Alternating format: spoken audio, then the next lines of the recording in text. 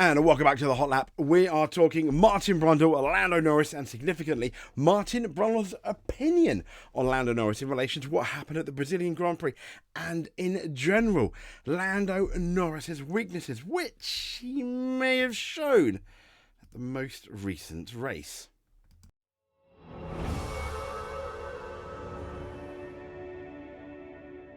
So let's get into it. I think Martin Brundle announced it on the news on Sky F1. I don't think it was their podcast. That's normally Tuesday. But anyway, I digress. Martin Brundle, as you can see here, he identifies two key Lando Norris flaws against what he's described as a brutal Max Verstappen. As we all know, we're coming off in the honeymoon period of one of Max's greatest ever wins.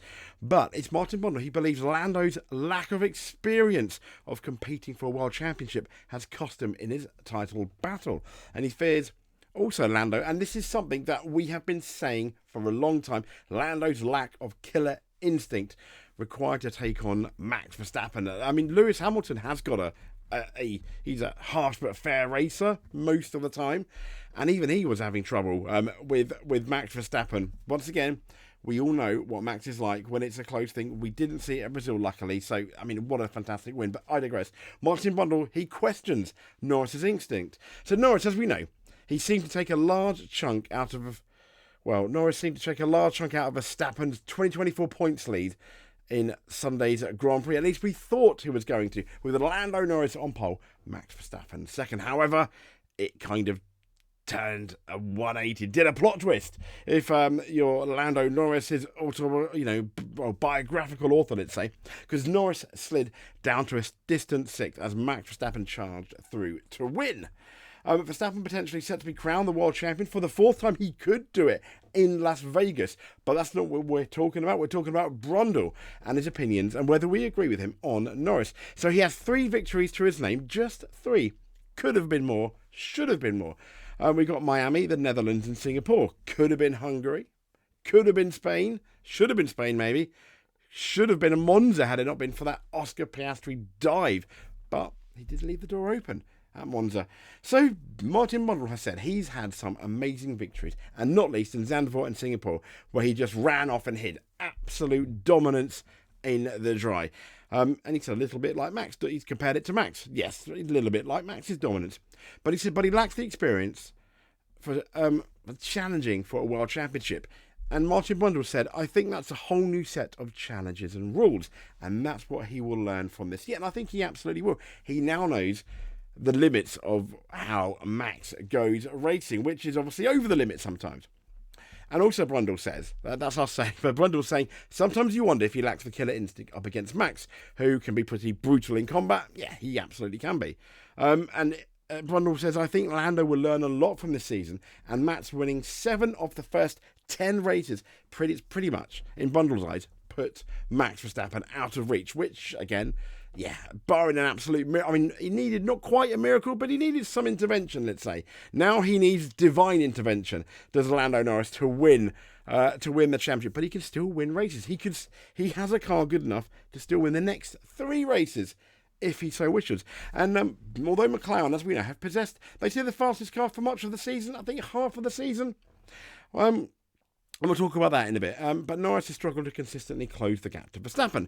Brundle feels that in hindsight, it was too big an ask for Norris to catch Verstappen, who started the season, as we know, he started the season with 7 victories in his first 10 races. That Red Bull, for the first 10 races at the very least, was probably the best car overall. And he believes that Verstappen is now almost certain to secure a 4th title, with Norris now relying on an unprecedented series of events. As we said, divine intervention. Put to him that Norris trailed Verstappen by 84 points at one stage in F1. Brundle said if you add that up all together, Lando needed to take a chunk of points out of Max every single race and hope that there was his teammate and a Ferrari or 2, or even a Mercedes, between them. And I completely agree. And he said, but one turnaround in Brazil, and that little escapade was over. And, over by and large, unless a lot of bizarre things happened in the final races. Yep, okay. Completely get it, Mr. Brundle. Absolutely. So, now, here's I'm going to, as I scroll and make you guys sick, here's the thing. Max Verstappen, for the first 10 races, easily had the best car. And also, he's the best performing driver of the year, in best car driver combination of the year, including now. And when he didn't have the best car, you had McLaren that were very strong, but there was also a very strong Mercedes and a fight coming also from Ferrari. So it's not like Lando didn't have the dominance that Max Verstappen had at the beginning of the year. Not that I'm defending some of Lando's actions, but we need to remember that Max had it all his own way. Also, Max Verstappen is very much number one in that team because Sergio Perez is so far back. He's basically an extra V-carb driver, or an extra RB driver.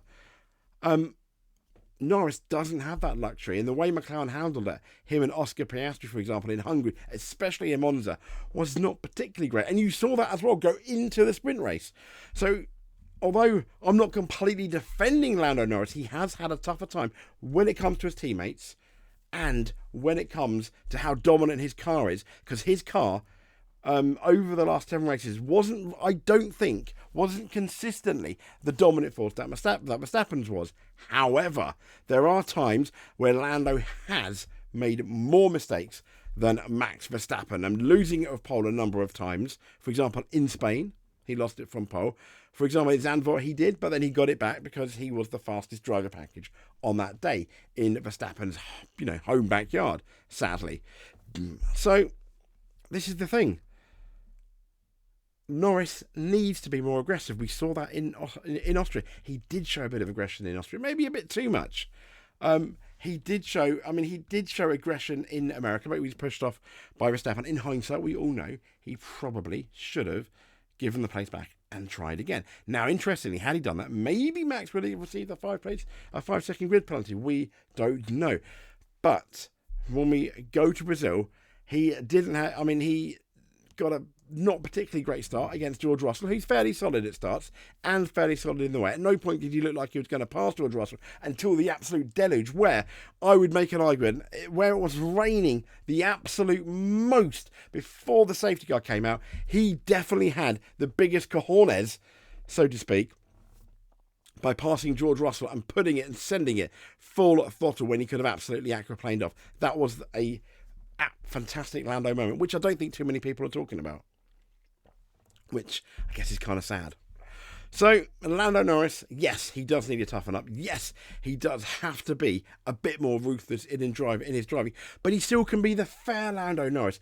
Lewis Hamilton managed it. Had it not been for Abu Dhabi, he would have won. Let's be honest. Lewis Hamilton managed it to be more fair than Max Verstappen, let's say, in 2021.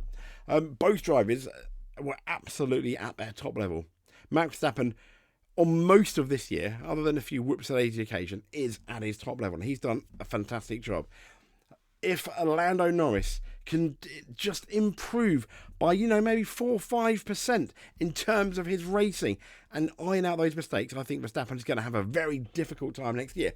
But, and I said the B word, it is a but, because we don't know whether he can do that. Also, Norris is going to have to contend with a very hungry and an always improving Oscar Piastri next year as well, which could be a bit interesting.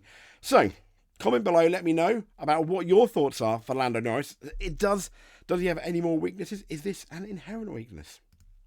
Also, subscribe if you're not already subscribed, or hit that notification button so you do not miss a video. Stay safe, and we'll speak to you soon. Thank you.